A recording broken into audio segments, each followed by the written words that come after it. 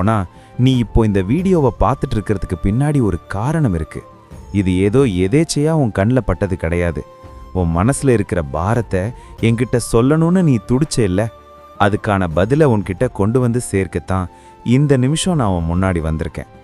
நான் சொல்றத ஒரு 5 நிமிஷம் அமைதியா கேளு. உன் குழப்பத்துக்கு இப்போ ஒரு தெளிவு கிடைக்கும். அந்த நம்பிக்கையோட இப்பவே கமெண்ட் பாக்ஸ்ல முருகா நீ சொல்றத முழுசா கேட்கிறேன்னு சொல்லிட்டு தொடர்ந்து கேளு. நாம பேச ஆரம்பிக்கும் போதே ஒரு விஷயத்தை தெளிவுபடுத்திக்கலாம். நீ என்கிட்ட வந்து பல கோரிக்கைகளை வைக்கிற, அதெல்லாம் தப்புன்னு நான் சொல்ல மாட்டேன். ஆனா வெறும் வேண்டுதல் மட்டுமே உன் வாழ்க்கையை மாத்திடுமா?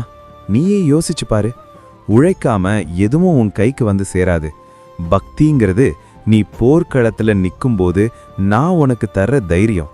ஆனா போரிட வேண்டியது நீதான். சோம்பேறியா உட்கார்ந்துட்டு எல்லாம் முருகன் தருவான்னு சொல்றது பக்தி கிடையாது.